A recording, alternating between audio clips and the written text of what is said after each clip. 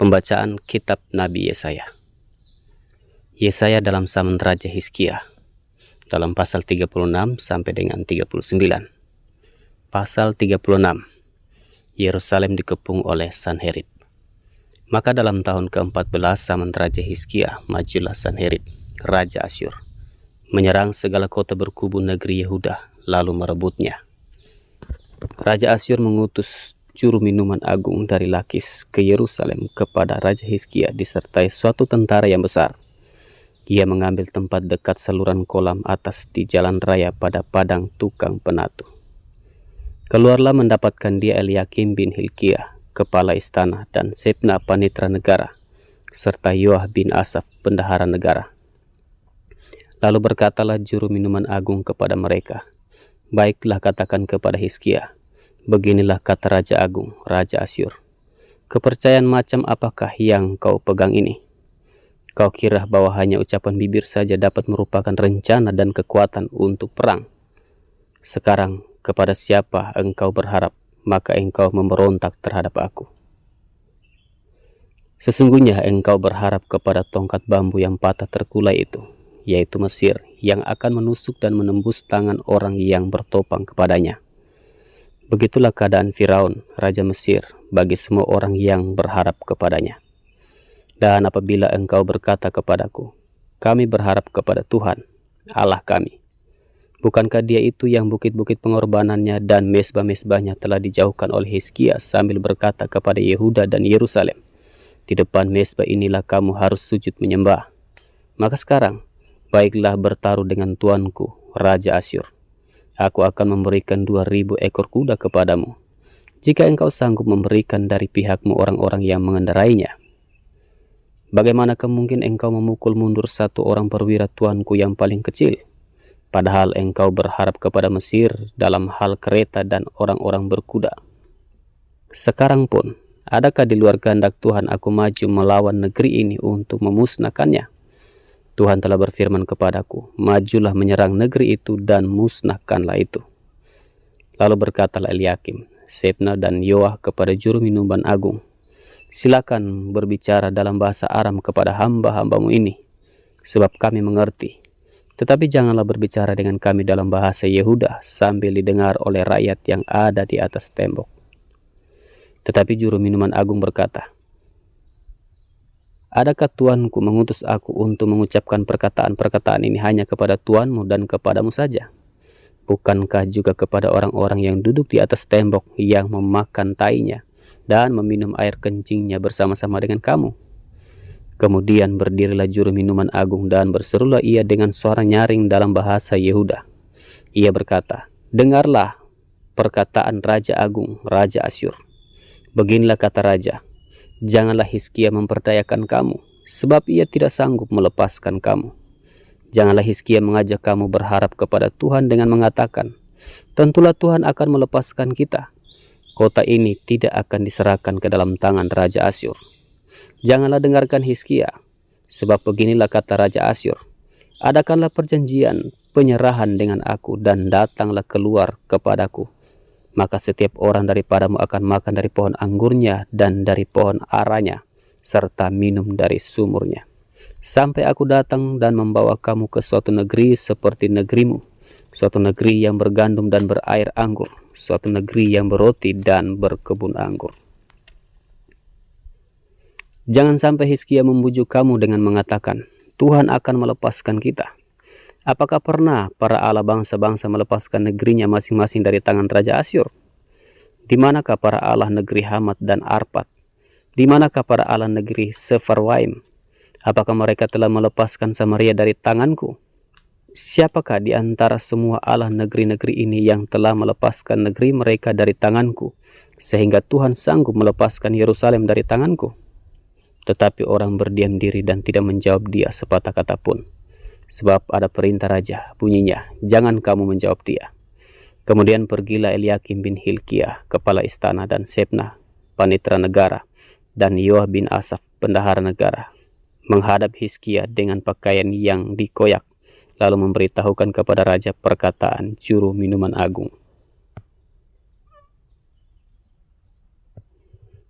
Yesaya 37. Yerusalem luput dari tangan Sanherib. Segera sesudah Raja Hizkia mendengar itu, dikoyakkannya lah pakaiannya dan diselubunginya lah badannya dengan kain kabung. Lalu masuklah ia ke rumah Tuhan. Disuruhnya lah juga Eliakim kepala istana, Sebna panitra negara, dan yang tua-tua di antara para imam, dengan berselubungkan kain kabung kepada Nabi Yesaya bin Amos. Berkatalah mereka kepadanya, beginilah kata Hizkia, hari ini hari kesesakan, hari hukuman dan penistaan, sebab sudah datang waktunya untuk melahirkan anak, tetapi tidak ada kekuatan untuk melahirkannya. Mungkin Tuhan Allahmu sudah mendengar perkataan juru minuman agung yang telah diutus oleh Raja Asyur, tuannya, untuk mencela Allah yang hidup, sehingga Tuhan Allahmu mau memberi hukuman karena perkataan-perkataan yang telah didengarnya. Maka baiklah engkau menaikkan doa untuk sisa yang masih tinggal ini. Ketika pegawai-pegawai Raja Hizkia sampai kepada Yesaya, berkatalah Yesaya kepada mereka, beginilah kamu katakan kepada tuanmu, beginilah firman Tuhan, janganlah engkau takut terhadap perkataan yang kau dengar yang telah diucapkan oleh budak-budak Raja Asyur untuk menghujat aku. Sesungguhnya, aku akan menyuruh suatu roh masuk di dalamnya, sehingga ia mendengar suatu kabar dan pulang ke negerinya. Aku akan membuat dia mati rebah oleh pedang di negerinya sendiri. Ketika juru minuman agung pulang, didapatinya lah Raja Asyur berperang melawan Libna, sebab sudah didengarnya bahwa raja telah berangkat dari Lakis. Dalam pada itu raja mendengar tentang Tirhaka, Raja Ethiopia, berita yang demikian. Ia telah keluar berperang melawan engkau, dan ketika mendengar itu, disuruhnyalah utusan-utusan kepada Hizkia dengan pesan, beginilah harus kamu katakan kepada Hizkia, Raja Yehuda, janganlah Allahmu yang kau percayai itu memperdayakan engkau dengan menjanjikan Yerusalem tidak akan diserahkan ke tangan Raja Asyur. Sesungguhnya engkau ini telah mendengar tentang yang dilakukan raja-raja Asyur kepada segala negeri, yakni bahwa mereka telah menumpasnya. Masakan engkau ini akan dilepaskan? Sudahkah para Allah dari bangsa-bangsa yang telah dimusnahkan oleh nenek moyangku dapat melepaskan mereka, yakni Gosan, Haran, Resef, dan Bani Eden yang di Telasar? Di manakah raja negeri Hamat dan Arpad, raja kota Sefarwaim, raja negeri Hena dan Iwa? Hizkia menerima surat itu dari tangan para utusan lalu membacanya. Kemudian pergilah ia ke rumah Tuhan dan membentangkan surat itu di hadapan Tuhan. Hizkia berdoa di hadapan Tuhan. Katanya, ya Tuhan semesta alam, Allah Israel yang bertahta di atas kerubim, hanya engkau sendirilah Allah segala kerajaan di bumi. Engkaulah yang menjadikan langit dan bumi. Sendengkanlah telingamu, ya Tuhan, dan dengarlah. Bukalah matamu, ya Tuhan, dan lihatlah. Dengarlah segala perkataan Sanherib yang telah dikirimnya untuk mencelah Allah yang hidup. Ya Tuhan, memang raja-raja Asyur telah memusnahkan semua bangsa dan negeri-negeri mereka, dan menaruh para Allah mereka ke dalam api, sebab mereka bukanlah Allah, hanya buatan tangan manusia, kayu dan batu, sebab itu dapat dibinasakan orang. Maka sekarang, ya Tuhan, Allah kami, selamatkanlah kami dari tangannya, supaya segala kerajaan di bumi mengetahui bahwa hanya engkau sendirilah Tuhan. Lalu Yesaya bin Amos menyuruh orang kepada Hizkia mengatakan, beginilah firman Tuhan, Allah Israel, tentang yang telah kau doakan kepadaku mengenai Sanherib Raja Asyur.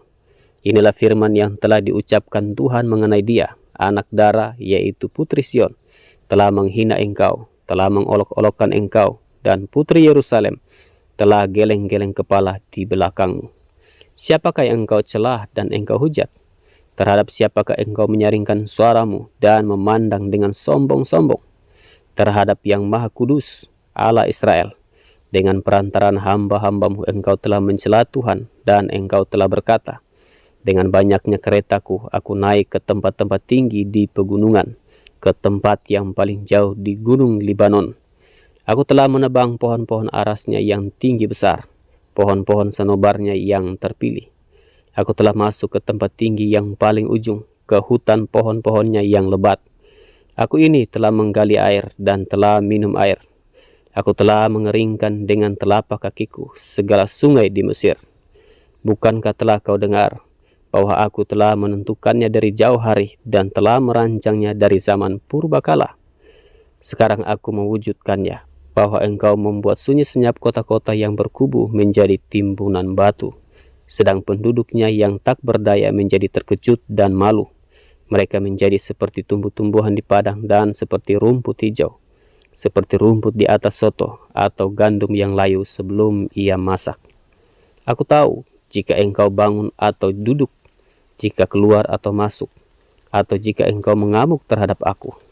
Oleh karena engkau telah mengamuk terhadap aku, dan kata-kata keangkuhanmu telah naik sampai ke telingaku, maka aku akan menaruh kelikirku pada hidungmu dan kekangku pada bibirmu.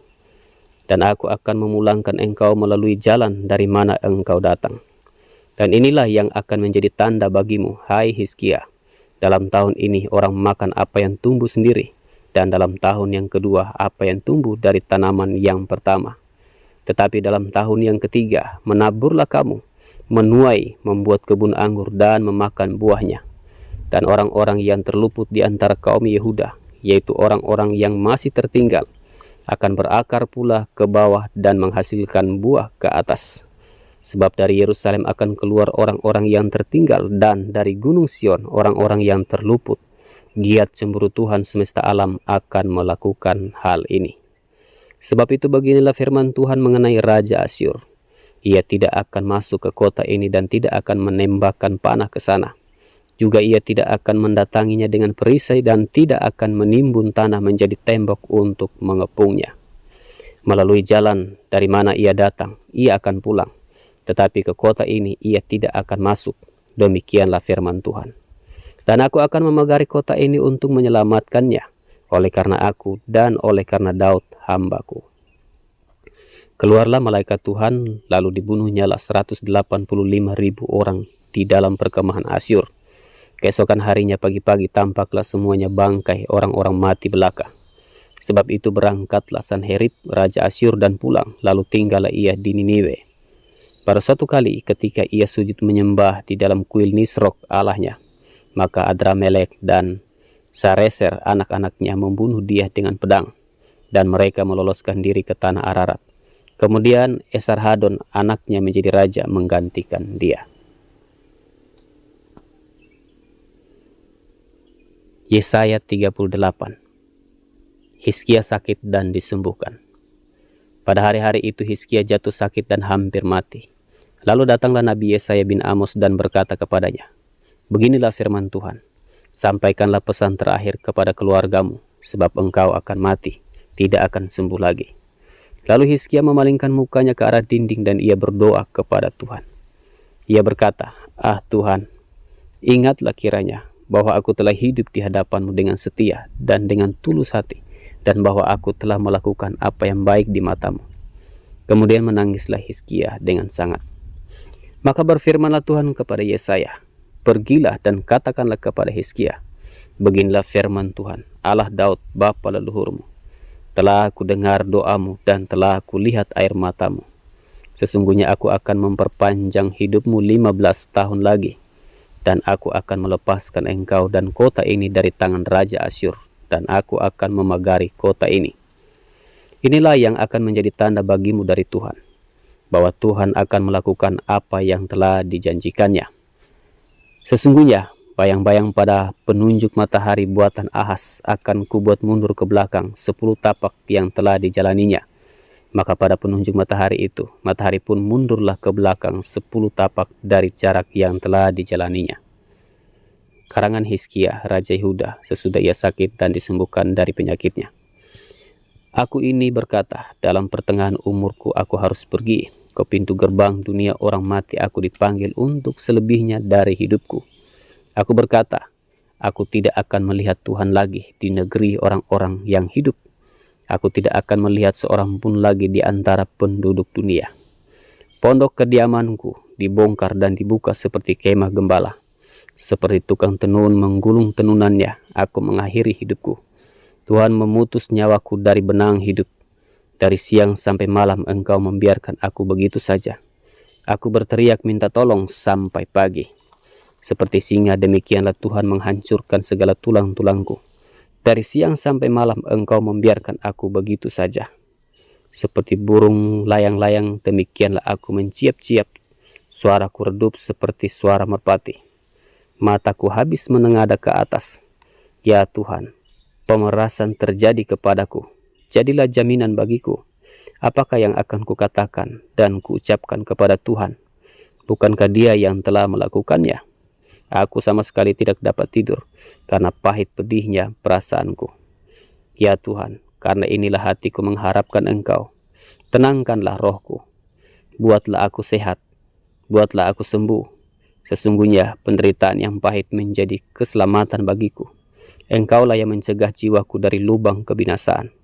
Sebab Engkau telah melemparkan segala dosaku jauh dari hadapan-Mu. Sebab dunia orang mati tidak dapat mengucap syukur kepadamu, dan maut tidak dapat memuji-muji Engkau. Orang-orang yang turun ke liang kubur tidak menanti-nanti akan kesetiaan-Mu, tetapi hanyalah orang yang hidup, dialah yang mengucap syukur kepadamu, seperti aku pada hari ini. Seorang bapa memberitahukan kesetiaan-Mu kepada anak-anaknya. Tuhan telah datang menyelamatkan aku. Kami hendak main kecapi seumur hidup kami di rumah Tuhan. Kemudian berkatalah Yesaya, baiklah diambil sebuah kue arah dan ditaruh pada bara itu, supaya sembuh. Sebelum itu Hizkia telah berkata, apakah yang akan menjadi tanda bahwa aku akan pergi ke rumah Tuhan? Yesaya pasal 39. Hizkia dan para utusan dari Babel. Pada waktu itu Merodak Baladan bin Baladan, Raja Babel menyuruh orang membawa surat dan pemberian kepada Hizkia, sebab telah didengarnya bahwa Hizkia sakit tadinya dan sudah kuat kembali. Hizkia bersukacita atas kedatangan mereka, lalu diperlihatkannya lah kepada mereka gudung harta bendanya, emas dan perak, rempah-rempah dan minyak yang berharga, segenap gedung persenjataannya dan segala yang terdapat dalam perbendaharaannya. Tidak ada barang yang tidak diperlihatkan Hizkia kepada mereka di istananya dan di seluruh daerah kekuasaannya. Kemudian datanglah Nabi Yesaya kepada Raja Hizkia dan bertanya kepadanya, apakah yang telah dikatakan orang-orang ini? Dan dari manakah mereka datang? Jawab Hizkia, mereka datang dari negeri yang jauh, dari Babel. Lalu tanyanya lagi, apakah yang telah dilihat mereka di istanamu? Jawab Hizkia, semua yang ada di istanaku telah mereka lihat. Tidak ada barang yang tidak kuperlihatkan kepada mereka di perbendaharaanku. Lalu Yesaya berkata kepada Hizkia, dengarkanlah firman Tuhan semesta alam. Sesungguhnya suatu masa akan datang bahwa segala yang ada dalam istanamu dan yang disimpan oleh nenek moyangmu sampai hari ini akan diangkut ke Babel. Tidak ada barang yang akan ditinggalkan. Demikianlah firman Tuhan. Dan dari keturunanmu yang akan kau peroleh akan diambil orang untuk menjadi sida-sida di istana Raja Babel. Hizkia menjawab kepada Yesaya, sungguh baik firman Tuhan yang engkau ucapkan itu. Tetapi pikirnya, asal ada damai dan keamanan seumur hidupku.